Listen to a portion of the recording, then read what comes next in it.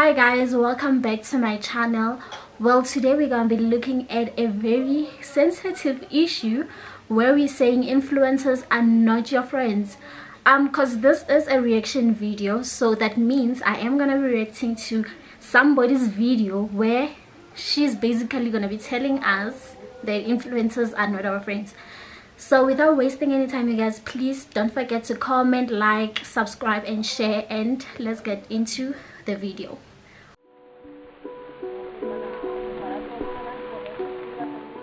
These influencers are not your friend. They're not your friend. They're not your friend. Hi guys, welcome back to my channel. My name is Oyinka. If it's your first time stopping by, you baby are most definitely welcome. Now in today's video, I'm going to be talking about why influencers are not your friends. I know that many times people tend to think that, oh, this person is my friend, I can relate. But then this video, I got thinking a little while ago, and I just decided to just come on here and just talk about this because, you know, it's something that has been on my mind, and yeah, that's what I'm just going to be expatiating on in this video. So if that sounds like something that you'll be interested in, then please keep on over. Now, first things first, I just want to say this: influencers they're like quote and unquote mini celebrities, quote and unquote, because you don't actually know them, but then you feel like you know them, and you can connect with them on a personal level even more than celebrities. Because with celebrities, there's this gap, you know, they just don't communicate that much. There's not so much of a two-way communication between celebrities and their fans. But with influencers, because of the fact that anybody can be an influencer as long as you just put your life out there a little on camera, or you just do a little something on camera and people like it, anybody can be an influencer, so it makes it a little bit more relatable, right? And very recently, influencer was actually added into the dictionary as an actual word, right? So nowadays, many people go with that pathway as per career. They're like, oh, I want to be an influencer, and that's the career that they want to go with. You know what I mean? So there's that. Now, I personally don't believe that influencers are your friends, even though it may seem like it. But then there's this concept of something called parasocial relationships. If you don't know what that means that you are just gonna paraphrase it from what I understood. It's a relationship that is basically one-sided. You have it with someone, you know everything about the person, then the person doesn't even know that you exist. Do you know what I mean? So then people get invested in the lives of these influencers and celebrities. They get invested and they want to know what's happening in this person's life at every given point. That is the definition of parasocial relationships. And then people go ahead to form stan clubs, like Beyonce's stan club, or even in Nigeria we have our own stan clubs for celebrities in Nigeria. Now, I'm not saying that parasocial relationships are a bad thing. I'm not saying it's a good thing either. It's just a type of relationship. Everybody has relationships, and the parasocial relationships just happen to be a type of relationship that exists as well. Do you know what I mean? So that is on one hand. Ooh, you guys should join me in praising God. If you don't know, we're in Nigeria, and the electricity is such a mess in this country, so they just restored the power, and that's why the lights came on. But I really like this angle, so we're gonna stick with it throughout the video. Okay, now I just want to say that influencers have been around for a bit, and even though it wasn't officially termed influencers, but there have always been people who other people looked up to, who they barely knew. But again, with the advent of social media just literally made it so easy for everyone and anyone to be an influencer, as long as you had a camera or a smartphone. And I'm telling you, in the last 10 years or so, a lot of day-to-day people have exploded based off of the fact that they just put their lives on social media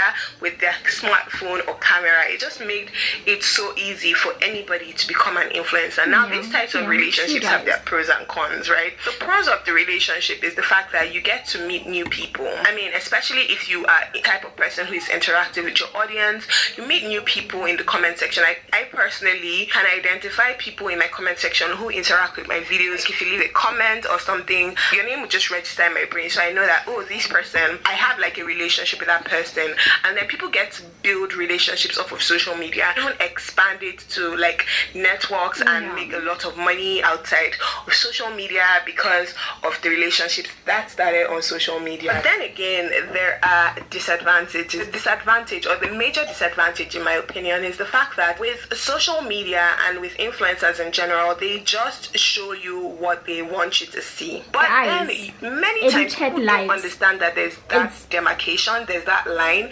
So then people start to believe that they know the influencers a lot more than they actually know, you know. So then they get too invested in the thing. But then the thing is that the influencers are only really showing you what they want you to see. And it's also easy to manipulate images. It's also easy to manipulate things. I can come across as living in Dubai, but then I'm actually living in my village. Do you know what I mean? It's all perspective and all how I put it in your front. Why do I say that influencers are not your friends?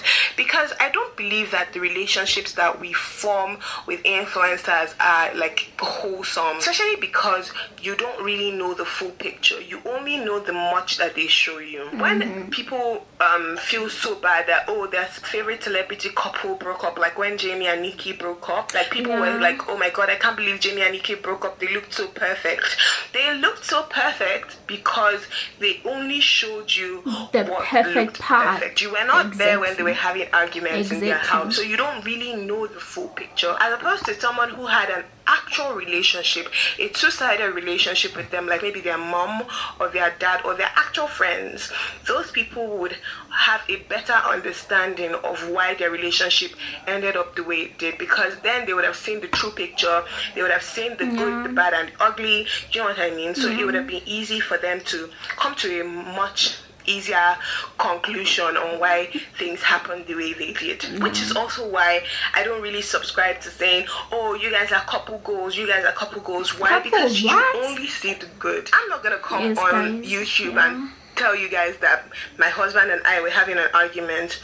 I'm not going to do that. You know, I'm only going to come and show you guys things that are happy. So for you to base your judgment of my life off of the things that I show you alone, it's a bit do you know what I mean? That's another reason why I think that influencers are not your friends, because it's not a properly formed relationship. I don't know if that makes sense to you, but it does. Yeah, that's just what I'm trying to say. It's not really a properly formed relationship. And again, the way many fans or many people tend to react to their favorite influencer or celebrity when they make a mistake even further buttresses the point that the influencers are not your friends. Because if they were your friends, you would have given them the benefit of the doubt. Usually with your actual real life friends, if they make a mistake, you would usually go to them and be like, oh, what you did wasn't good, but this is how we can fix it, you know.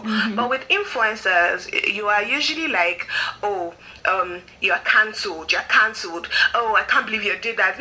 And you just go and just start yapping at the person. Guys, but think about it in real life. If this person was your actual friend in real life, who are not even our friends, person's door, knock on their door, and just start shouting and yapping? Like, this just reminds me so much of when Ronke Raji, I don't know if you guys know Ronke Raji, but she's fairly popular on YouTube. When she had the whole saga with the NSAS thing, I mean, she lost a lot of subscribers, she lost a lot of followers and everything because of that saga, and people just went on just yapping and insulting her. And I'm just thinking about it, if these people were your actual friends, like, I know that a lot of people like her and like her content, but if she was your actual friend in real life, would you do that to her if she made a mistake and said something that she shouldn't have said? You probably would be like, oh, Ronke, I don't think that you should have said that. I think that this is what you should have done instead. You know, try to offer a solution. In real life relationships that are properly formed, the cancel culture is not that big of a deal, because I mean, you get to understand the person's perspective. You usually would hear the person's side of the story, and then you can like give your 2 cents. But online and in the whole social media thing, the cancel culture is like, you cannot afford to make a mistake. Do you know what I mean? And the reason why I just decided to put this video together is because as my channel has started to grow a little bit, I have started to understand a little more, because I'm starting to get people who leave some kind of comments on my videos, and you would usually not see those comments because I'm someone who would delete the comments immediately. Like, I delete and block such people immediately. I don't like negative energy at all, so I try not to entertain it at all. But you know what I mean. It got me thinking, and that was the reason why I decided to just make this video and give you guys my 2 cents essentially. So yeah, let me know what you think in the comment section. I'd really like to hear from you down in the comment section. Let me know what you think about this whole situation, because I mean, I'm not saying that the whole parasocial relationships is good or bad. I'm just saying it for what it is. It is what it is. Do you know what I mean? It's not good or bad. It is just what it is, and it's important for us to recognize these things when we ever find, or if we ever find ourselves in such a situation, so that we can, you know, prepare ourselves psychologically. Okay, so thank you guys for watching. That's the end of our video. Tell me what you guys think. You think parasocial relationships are the kind of relationships like you can judge a person on, or you think it is what it is? Please don't forget to comment, like, subscribe, and share.